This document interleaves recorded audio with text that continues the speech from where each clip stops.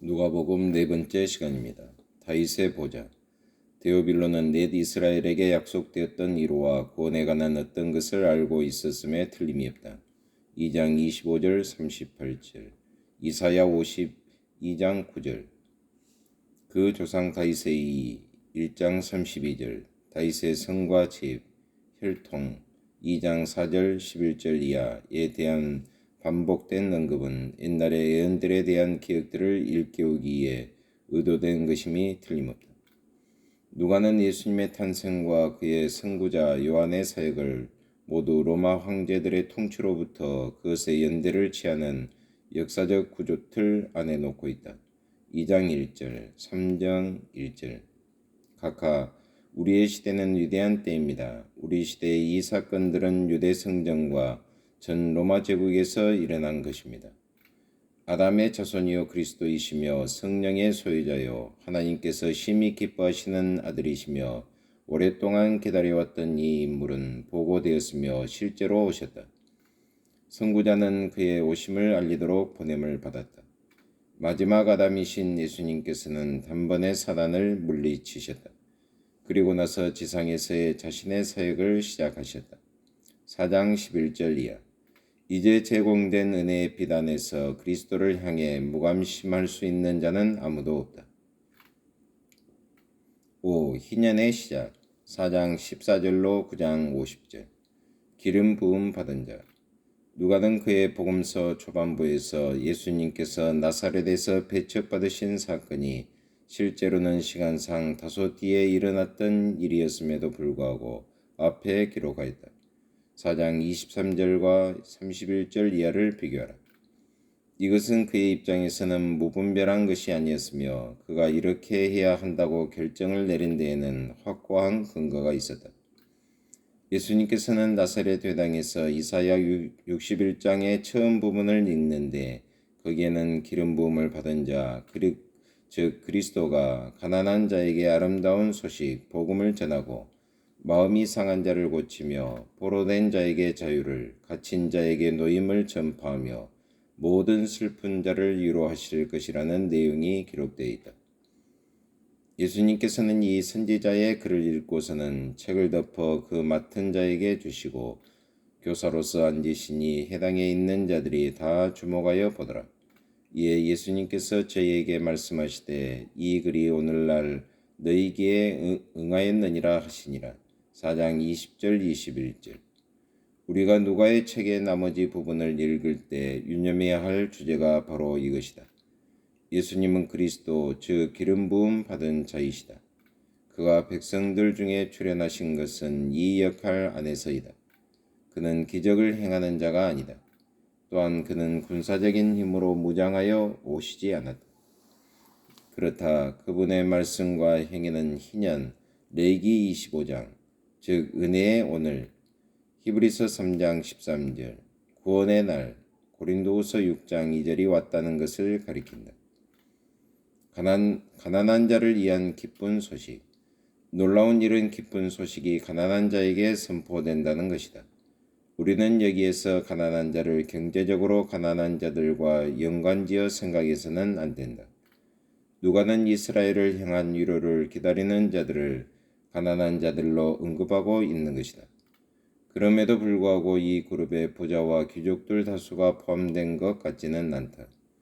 권세 있는 데오빌로는 세상의 약한 것들을 택하사 강한 것들을 부끄럽게 하려 하시며 고린도전서 1장 27절이라는 사실을 알아야 했다.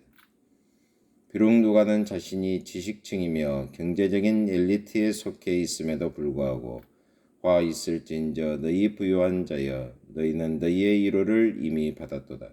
6장 24절이라고 경고하고 있다.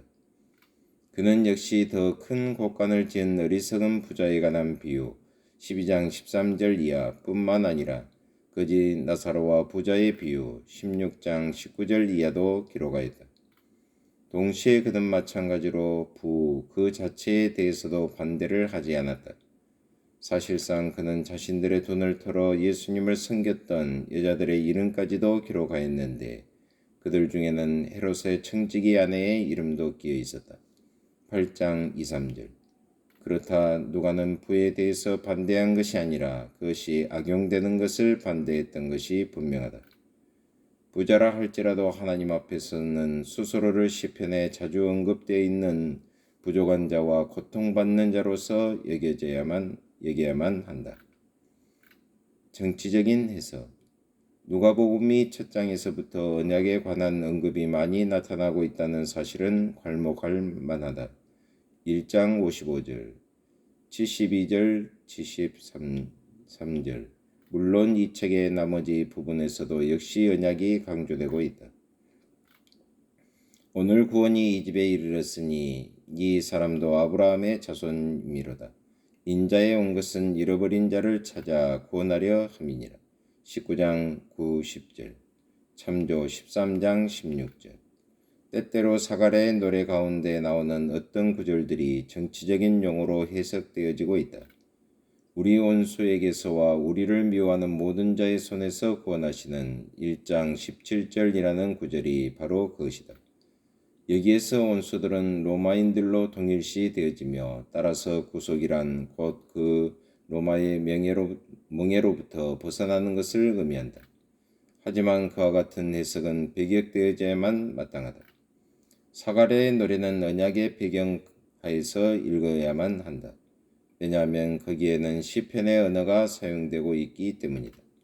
사가랴가 언급한 원수들은 언약 백성들 중에 불신실한 자들을 말한다. 그들은 주를 향해 있는 자들인 가난한 자들을 압제하는 자들인 것이다. 사가랴는 혁명의 프로그램을 가지고 있는 정치적 열심당원들을 지원하고자 힘쓰고 있는 것이 아니다. 오히려 그는 자기 백성을 구속하시는 데 있어서의 하나님의 신실하심과 탁월하심에 대해 증거하고 있는 것이다. 그 언약의 공동체 내에 있는 지도자들은 원수들의 노릇을 했다. 누가는 그의 책 전체에서 예수님께서 이스라엘의 지도자들을 어떻게 반대하셨는가를 보여주고 있다. 예수님의 죽으심과 부활은 그가 언약의 약속들을 성취하시는 것으로 24장 46절 47절 자기 교회를 불러 모으시고 세우시는 그의 계획의 일환이다. 거절당한 기쁨의 메시지. 예수님께서는 성령으로 기름 부음을 받으셨다. 나중에 오순절 사건을 묘사해야 했던 누가는 성령을 언급하는 데 있어서 수고를 아끼지 않았다. 그리스도께서는 말씀이 퍼져나갈 수 있도록 성령을 수요하고 계신다. 이것은 누가복음서에 있어서 또 다른 중요한 주제로 누가는 이것을 끊임없이 마음에 간직하고 있으며 역시 사도행전에서도 강조하고 있다. 예수님께서는 복음으로 행동하신다. 나아가 그가 가져오시는 것은 바로 기쁨의 메시지이다. 거듭에서 기쁨이라고 하는 주제가 누가복음서 전체를 통하여 나타난다. 불행히도 나사렛 사람들은 말씀 이상의 것을 원했다.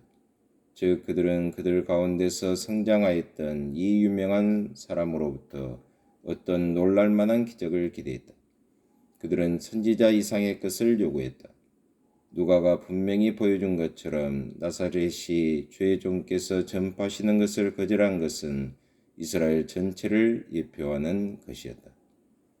하나님 아버지 참으로 감사합니다. 새해에도 계속해서 누가복음서를 계속해서 배우게 하심을 참으로 감사합니다. 오늘 또 누가복음서에 나타난 하나님의 위대한 경륜과 사랑과 인애를 저희들이 감사하며 하나님과 동행하는 하루의 삶이 되게 하여 주옵소서. 예수 그리스도의 이름으로 기도하옵나이다. 아멘.